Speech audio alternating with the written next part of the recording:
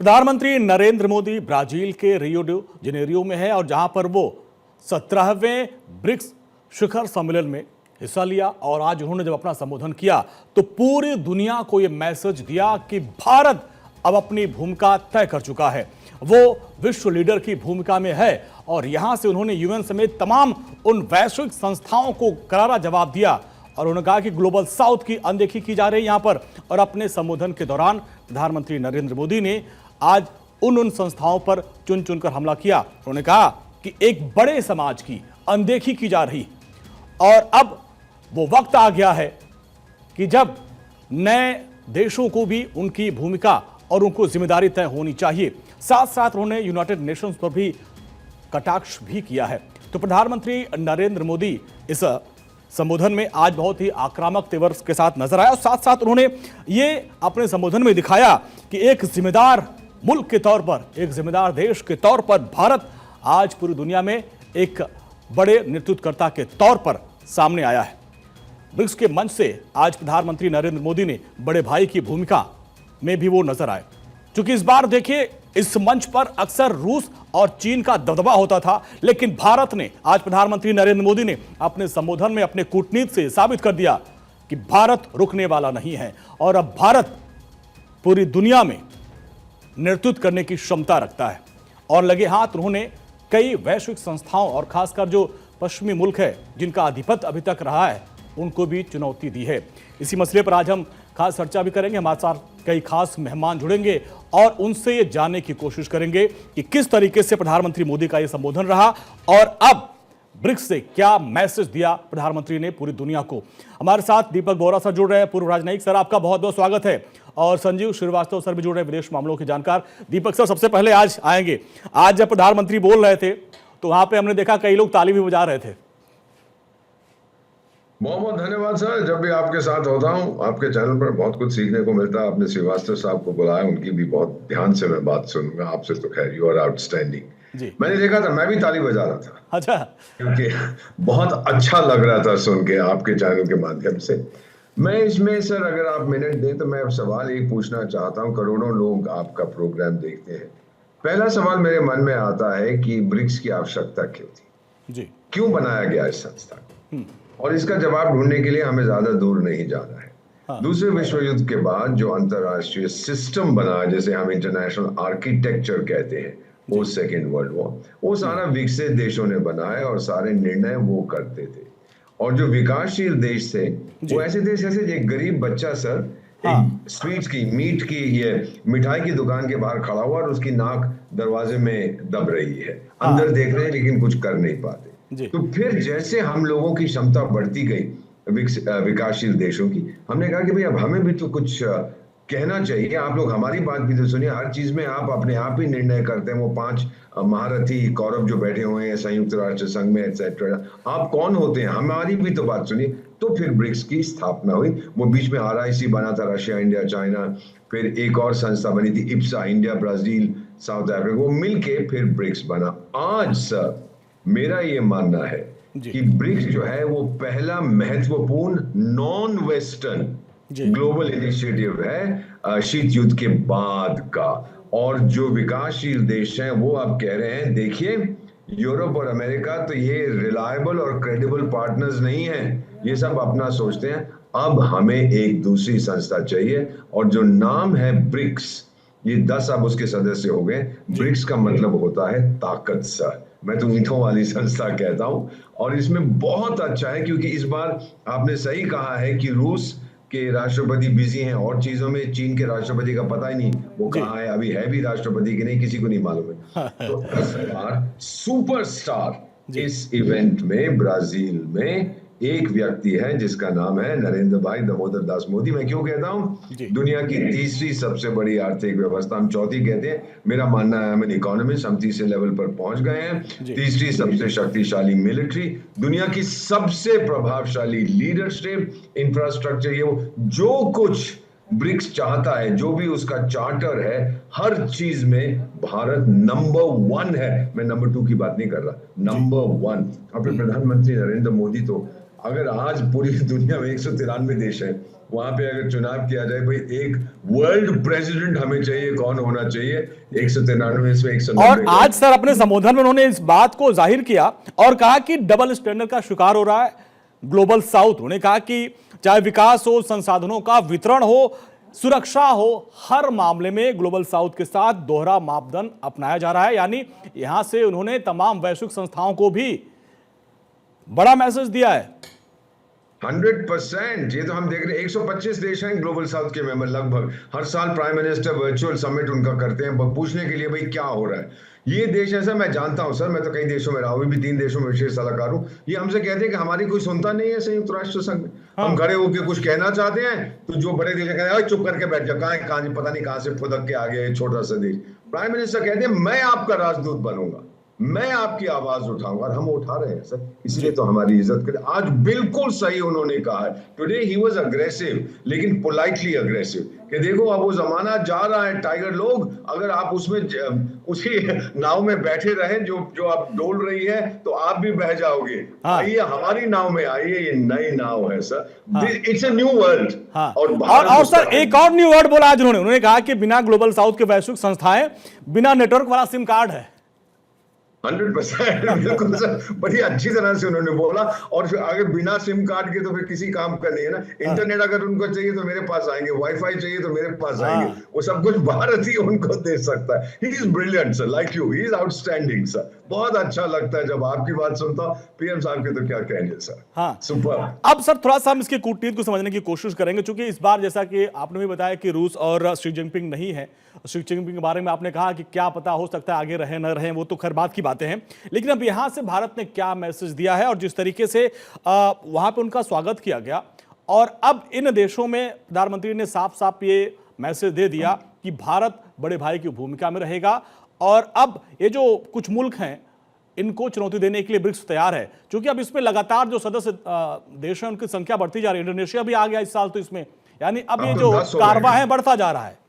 10 देश हो गए सर। आपने एक बहुत अच्छे फ्रेज का यूज किया, बड़े भाई की भूमिका। हाँ, नॉर्मली हम लोग ये कहते हैं कि अमेरिका और यूरोप अपने आप को बड़े भाई समझते थे तो झापड़ लगाते थे छोटे भाई को।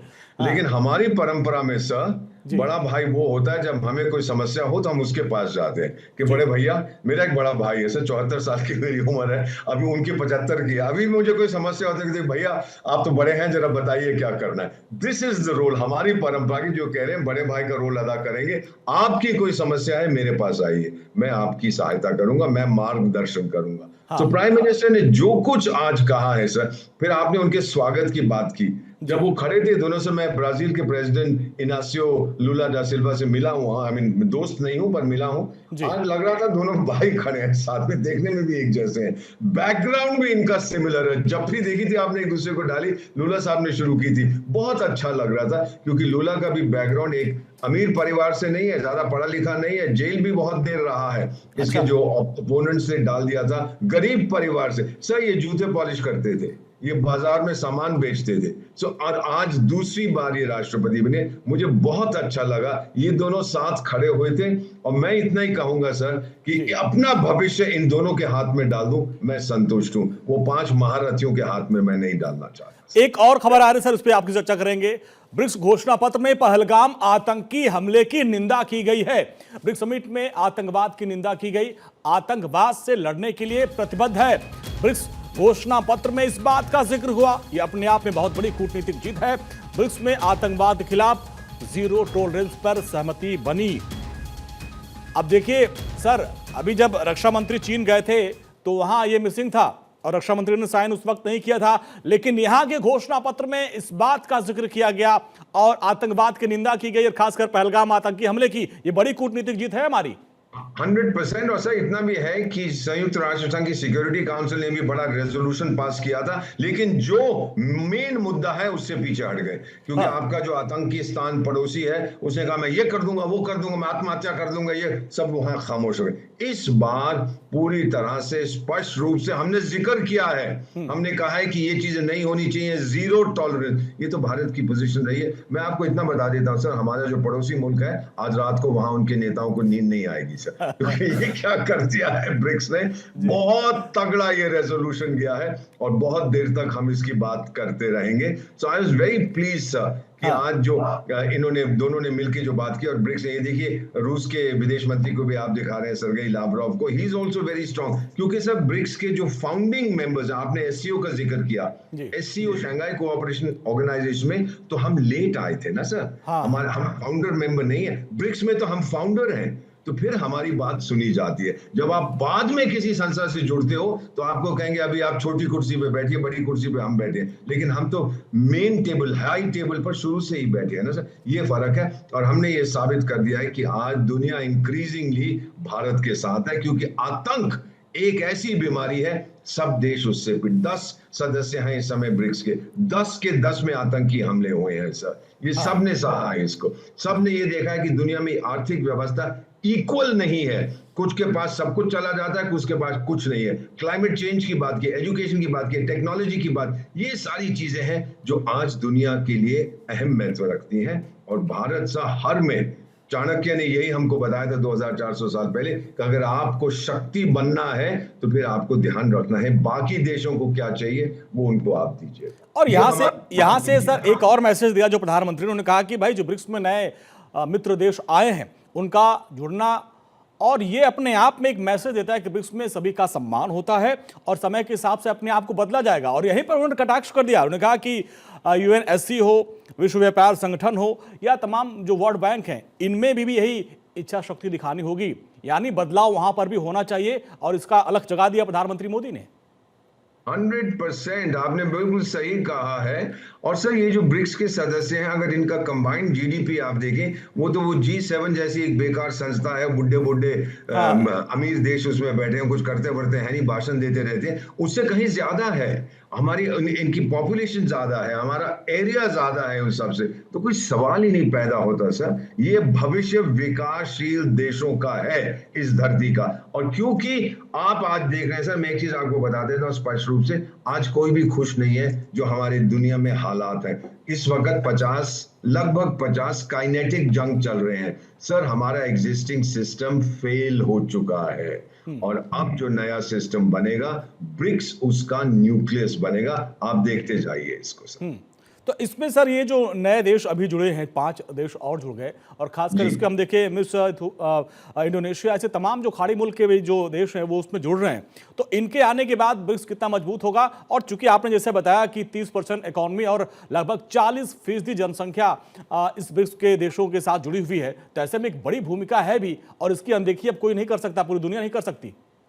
100%। इंडोनेशिया तो पहला देश है साउथ ईस्ट एशिया से जो आ रहा है, इजिप्ट है नॉर्थ अफ्रीका से, इथियोपिया है नॉर्थ ईस्ट अफ्रीका, पूरी जियोग्राफिकल रिप्रेजेंटेशन बन रही है। लैटिन अमेरिका है, एशिया है, अब रशिया को अगर आप यूरोप का हिस्सा भी मान लें तो समझ लीजिए कि रूस भी वहां पे है, खाड़ी के देश भी वहां पे हैं। इसकी टोटल सर मैं देख रहा हूं कि जियोग्राफिकल रिप्रेजेंटेशन है, जबकि G7 की नहीं है सर। वो बस बोले कि अच्छा चलो यार, वो बेचारे जापान को बुला लो, जब हम कह देंगे जी एशिया भी वहां पर मौजूद है, नहीं तो वो तो सिर्फ यूरोप के देश थे, अमेरिका था, और एक जापान को माफ करके चलो आने दो उसको बेचारे को ले आए। लेकिन ब्रिक्स तो पूरी तरह से जियोग्राफिकल रिप्रेजेंटेशन है ना। हाँ। यही तो ब्रिक्स की ताकत है। दीपक सर, संजीव श्रीवास्तव सर भी चर्चा में जुड़ गए, उनका भी वेलकम कर लेते हैं आपकी आज्ञा से। संजीव सर, बहुत बहुत स्वागत है आपका। और जिस तरीके से आज ब्रिक्स में प्रधानमंत्री नरेंद्र मोदी ने संबोधन किया और पूरी दुनिया को मैसेज दिया, और खासकर उन लोगों को मैसेज किया जो लोग ये अभी तक बने रहते हैं कि भाई हम ही 5 हैं और हम ही सब कुछ हैं, लेकिन अब उन्होंने कहा कि आप बगैर ग्लोबल साउथ के बिना नेटवर्क वाला सिम कार्ड है, आप अनदेखी नहीं कर सकते। संजीव सर। जी जी, सबसे पहले तो आपको, दीपक सर को और सारे दर्शकों को मेरा नमस्कार जी। और बहुत अच्छा लगता है सर के साथ जब मैं बैठता हूँ, बहुत कुछ सीखने का मौका मिलता है।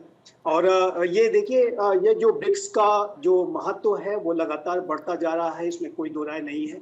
ये अवश्य है कि अनेक कारणों की वजह से चाइना के राष्ट्रपति शी जिनपिंग और रशिया के राष्ट्रपति व्लादिमीर पुतिन इसमें नहीं आ पा रहे हैं, कुछ एक अन्य राष्ट्रों के नेता भी नहीं आ पा रहे हैं, लेकिन इन राष्ट्रों का भी वहाँ पर जो रिप्रेजेंटेशन है वो वहाँ के प्रधानमंत्री चाइना के और रशिया के विदेश मंत्री के द्वारा किया जा रहा है।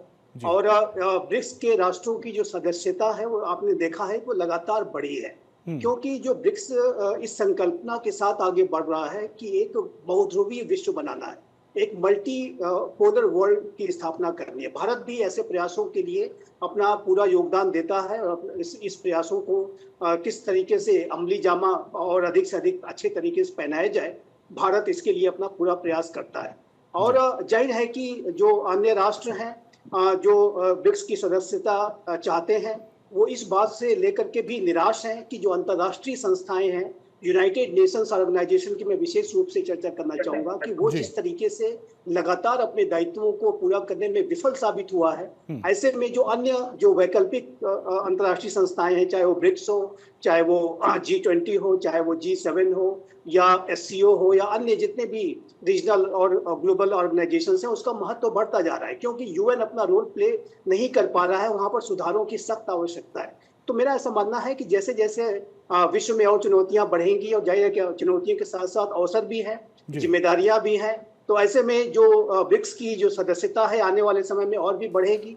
और जिस तरीके से हमने ये देखा है कि आज के समय में जो P5 के जो राष्ट्र हैं, उसके अलावा और खासकर विशेष रूप से जो वेस्टर्न जो कंट्रीज हैं, अमेरिका यूरोप का जो डोमिनेंस रहता है वैश्विक मामलों में, उससे अलग हट करके एक वैकल्पिक विश्व व्यवस्था को बनाने के लिए लगातार प्रयास। और सर, जिन संस्थाओं का आप नाम ले रहे थे, आज प्रधानमंत्री ने चुनकर उनका जिक्र किया, चाहे UN की बात कर ले, WTO की बात कर ले, बहुपक्षीय विकास बैंक की बात कर ले, इनको लेकर प्रधानमंत्री मोदी ने कटाक्ष किया, कहा कि 21वीं सदी की मशीनें 20वीं सदी के टाइपराइटर से नहीं चलेंगी, बदलाव चाहिए, ईश्वर शक्ति दिखाइए आप और बदलाव करिए, वक्त आ गया है बदलाव का।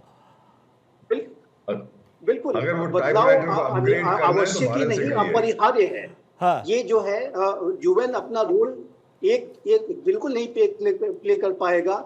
20वीं सदी के मध्य में बना हुआ ऑर्गेनाइजेशन 21वीं सदी के तीसरे दशक की रियलिटीज को कैसे रिप्रेजेंट कर सकता है जब तक उसमें सुधार न हो।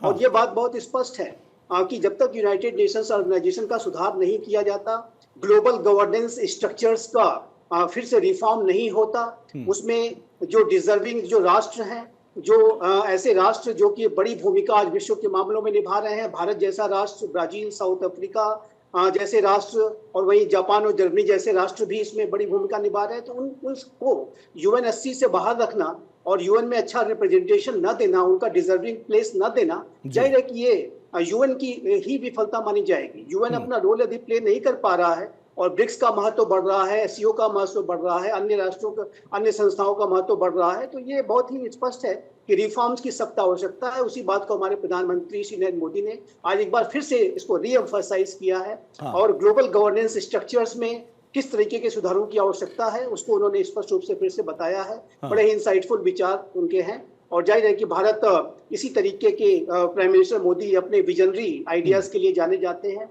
और इसी वजह से आज उनकी जो छवि है एक विश्व नेता की है, वर्ल्ड लीडर की है, एक विजनरी स्टेट्समैन की छवि वो रखते हैं। जी दीपक सर, अब जिस तरीके से प्रधानमंत्री ने कहा और सर ने भी कहा कि इंटरनेशनल गवर्नेंस स्ट्रक्चर में सुधार की जरूरत है और खासकर अगर हम यूनाइटेड नेशंस सिक्योरिटी काउंसिल की बात करते हैं तो हर बार बात होती है कि भाई भारत को इसमें शामिल किया जाएगा, लेकिन कोई न कोई वीटो लगा देता है। तो ये वीटो कब हटेगा? और मैसेज दिया प्रधानमंत्री ने कि अब वक्त आ गया भाई, बदलाव करिए और हम लोगों को मौका दीजिए। मुझे 52 साल हो गए कूटनीति में। मैं आपको बताता हूँ, मेरी दादी की दादी की दादी जो बैठी है UN में न्यूयॉर्क में 80 साल की हो गई है इस महीने में। अच्छा सर, मेरे घर में, आपके घर में या श्रीवास्तव साहब के घर में 80 साल पुरानी कोई चीज नहीं है जिसका हम प्रयोग करते हैं, उठा के कबाड़ी वाले को दे देते हैं। मेरा मानना है संयुक्त राष्ट्र संघ का टाइम आ गया, कबाड़ी वाले को बोलो ले जा इसको, 2-4 पैसे जो मिलते हैं वो शुरू कर। मुझे ये नहीं पता कि संयुक्त राष्ट्र संघ का वो जो गुटरी आदमी है जो वहां कहता मैं इसका महासचिव हूँ, उसको बुलाया है कि नहीं इस ब्रिक्स मीटिंग में, मुझे नहीं पता। ये गुटरेस साहब वहां मौजूद, आई डिडंट फॉलो दिस, लेकिन पीछे वो कजान में पहुंच गया था जब रूस में वहां G20 की मीटिंग होती थी और फिर बहुत से देश नाराज। वो बेचारा करे क्या सर, कोई बात तो उसकी सुनता नहीं है। जब उनकी जनरल असेंबली की मीटिंग होती है तो शायद 50 देश 193 में से उनके हाई लेवल पे रिप्रेजेंट किए जाते हैं। पिछले साल तो किया था समिट ऑफ द फ्यूचर, करना चाहिए था समिट ऑफ द पास्ट, उसका जमाना गुजर चुका है। श्रीवास्तव साहब, मैं आपको बता देता हूं कि हमको ये करना चाहिए, ये होना चाहिए, नहीं होगा उस संस्था को उठा के बाहर फेंक दो, रेल की पटरी पे लिटा दो, रेल को ऊपर से चला दो, तब जब नई संस्था बनेगी। अगर आप सोचते हैं रिफॉर्म होगा, श्रीवास्तव साहब तो मर्सिडीज चलाते हैं, मेरे पास एक मारुति 800 है, मैं श्रीवास्तव साहब से कहूंगा अदला बदली कर लीजिए, मुझे भी मर्सिडीज लेनी है, ये कभी नहीं अलाउ करेंगे। तो जिनके प्रिविलेजेस हैं सर, मैंने देखा है वो नहीं उनको कर बोलेंगे जरूर, हाँ भारत को होना चाहिए, लेकिन जैसे ही होने का टाइम आता है तो फिर कहते ओ मेरी दादी बीमार है, मैं वहां जा रहा हूँ, मेरी नानी की नानी का देहांत हो गया, मैं उसके वहां जा रहा हूँ, मैं कुछ नहीं कर सकता। तो दी ओनली सोल्यूशन सर, मेरा मानना है, प्राइम मिनिस्टर साहब इज टू पोलाइट, श्रीवास्तव साहब बड़ी पोलाइटली कहते हैं, मैं तो सीधी लट मारता हूँ। मेरा अपना मानना है कि जो मैनहट्टन में बिल्डिंग है संयुक्त राष्ट्र संघ की, दुनिया की बहुत महंगी बिल्डिंग है सर, मेरे जैसे डिप्लोमेट्स को बाहर निकाल दो, उसको नाइट क्लब बना दो, वहां पे लोग नाचेंगे और पिएंगे और गाएंगे, वो दुनिया बड़ी खुशहाल हो जाएगी आपकी अगर उसको बदल दिया जाए। प्राइम मिनिस्टर के मैसेज का अंडरलाइन क्या है कि दुनिया के आर्किटेक्चर को बदलना है, वी कैन नॉट वेट, कल नहीं करेंगे, आने वाले कल में नहीं करेंगे, आज नहीं करेंगे, बीते हुए कल में करेंगे। बड़ा मैसेज दिया संजीव सर आज प्रधानमंत्री नरेंद्र मोदी ने। अब उन्होंने एक तो पहले आरोप लगाया भाई डबल स्टैंडर्ड का शिकार हुआ ग्लोबल भारत, और जिसमें हम भी हैं, भारत भी पीड़ित है। अभी तक हमको सुरक्षा परिषद में स्थायी सदस्यता भी नहीं मिल पाई। हर बार होता है कि इस बार हो जाएगी, बात बन जाएगी, लेकिन हर बार कुछ न कुछ यहाँ गड़बड़ी हो ही जाती है। लेकिन अब प्रधानमंत्री ने कहा कि भाई व्यापक सुधार की जरूरत है और आप हमको अनदेखी नहीं कर सकते। जी जी, देखिए जैसा दीपक सर ने कहा कि ये जो पंच प्रधान है P5 हैं और अपना एक स्टेटस को बना करके रखे हुए हैं, ये अपना स्टेटस को नहीं खोना चाहते हैं। ये अपने जो प्रिविलेजेस मिले हुए हैं बिना किसी अच्छी जिम्मेदारी को पूरा करने की और सारी राजनीति यूएनएससी को राजनीति का अखाड़ा बना देने की जो उन्होंने साजिशें रची हैं, उससे पूरे विश्व समुदाय को काफी दिक्कतों का सामना करना पड़ा है। आज ये जो अंतर्राष्ट्रीय संस्था है जिसमें कि भारत बहुत कुछ कंट्रीब्यूट करता है, एक बड़ी संख्या में बड़ी हमारे जो पीस कीपिंग फोर्सेस के जवान वहां पर अपनी सेवाएं देते हैं, हमारे जो अन्य जो अधिकारी वहां पर सेवाएं देते हैं, जाहिर है कि वो सारे प्रयास विफल हो जाते हैं, क्योंकि ये जो P5 का स्टेटस को है वो इतना उन्होंने सशक्त तो मजबूत बना करके रखा है। और सिर्फ कभी हमारी संसद में कोई नेता आ जाता है अमेरिका से और बात कर देता है कि नहीं हम आपको समर्थन देते हैं, कुछ और नेता बात कर देते हैं, लेकिन इन शब्दों का कुछ नहीं होने वाला। और देखिए एक बात मैं स्पष्ट रूप से कहना चाहता हूं, और मेरे ख्याल है कि सर भी मेरे से सहमत होंगे, कि कभी जो होता है कि कोई बदलाव आप स्वयं से करते हैं, और कभी ऐसा होता है, कभी एक ऐसी स्थिति भी आती है कि उन बदलावों को आपको करना ही पड़ता है, उसके बिना आप एक दिन भी आगे नहीं बढ़ सकते। कहीं ऐसा ना हो कि यूनाइटेड नेशंस ऑर्गेनाइजेशन का वही हश्र हो जो कि लीग ऑफ नेशंस का हुआ था। और सही कहा दीपक सर ने कि इस ऑर्गेनाइजेशन ने यदि सुधार नहीं किए तो ये कोलैप्स कर जाएगा। संजीव सर, कोई नई दो बड़े मैसेज ये भी आज प्रधानमंत्री ने दिए। एक तो वो कामयाब हुए कि जो घोषणा पत्र उसमें पहलगाम आतंकी हमले की निंदा की गई, इस पर सभी ने हस्ताक्षर कर दिया।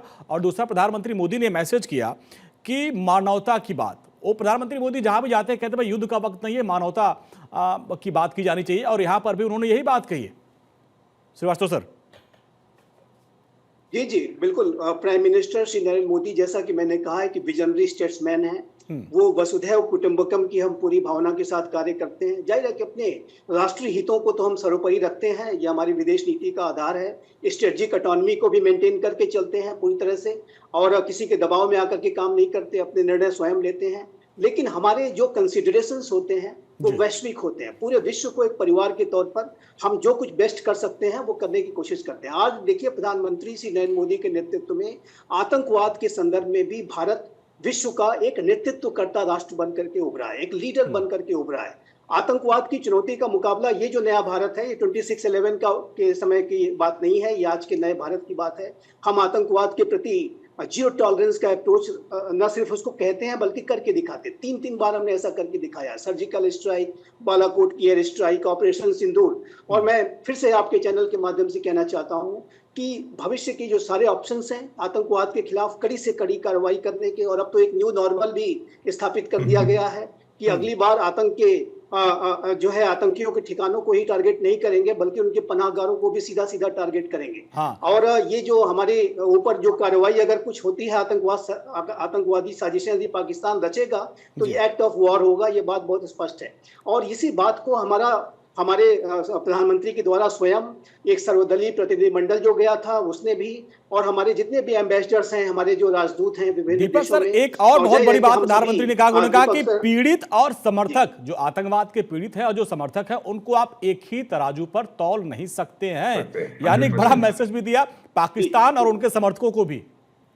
सर, एक मजेदार चीज ये है कि आज के दिन जो ये डॉक्यूमेंट साइन हुआ है, संयुक्त राष्ट्र संघ के तो 80 साल पूरे हो गए, आज उनसे 10 साल बड़ा एक व्यक्ति है पूरे विश्व, आज उसका 90th बर्थडे है, दलाई लामा, हिज होलीनेस की मैं बात कर रहा हूँ, और पूरे विश्व में लोग उनकी बात मानते हैं। वो भी यही कहते रहते हैं कि टाइम कंपैशन करिए, आप गरीबों के बारे में सोचिए, सबको साथ लेके, ये दलाई लामा का मैसेज है। तो ये बेवकूफ लोग नहीं समझेंगे सर। और जो प्राइम मिनिस्टर ने कहा, मुझे लग रहा था कि इन्होंने बहुत कुछ बुद्धिस्ट फिलॉसफी से भी डाला है, मे बी इनडायरेक्टली वो अपने ट्रिब्यूट दे रहे हैं to His Holiness Dalai Lama. जो उन्होंने कहा है कि जो आतंक करता है और फिर जो उसका समर्थन करता है, अब वो जो आपका आतंकिस्तान जो पड़ोसी है आपका, मेरे ख्याल आतंकिस्तान ही नाम है, मैं भूल जाता हूँ उसका नाम, बुढ़ा हो गया हूँ मैं, 74 साल की मेरी उम्र है। तो वो जो है वो जी देखो जी, हम भी बड़े आतंक से पीड़ित हैं, और टाइगर आग तू लगाता है और फिर कहते हैं जी फायर ब्रिगेड भी मैं ही लेके आ रहा हूं उस आग को बुझाने के लिए। अगर वो आपने जो हैवान पैदा किया है, अगर वो आपका खून पीने को आ गया है, तो गलती किसी आपकी, अपनी गलती है। अपने गरेबान में झांके देखो, prime minister made it clear. कैसे हो सकता है जो उसको बढ़ावा देते हैं और जो उससे पीड़ित होते हैं, आप दोनों से कहते हो बैठ के बातचीत करो। मैं तो जरूर बात करूंगा, पहले 2-4 झापड़ मारूंगा आपको, फिर बैठ के मैं बातचीत आपसे करूंगा। दिस इज दुनिया हमारी ऐसी है सर, जो विनाश करना चाहता है और जो बचाना चाहता है, वो दोनों एक टेबल पर बैठ के क्या बात करेंगे सर। ठीक है सर, समय इतना ही था। दीपक सर आपका, संजू सर आपका बहुत बहुत आभार, शुक्रिया, आपने आपका धन्यवाद दिया।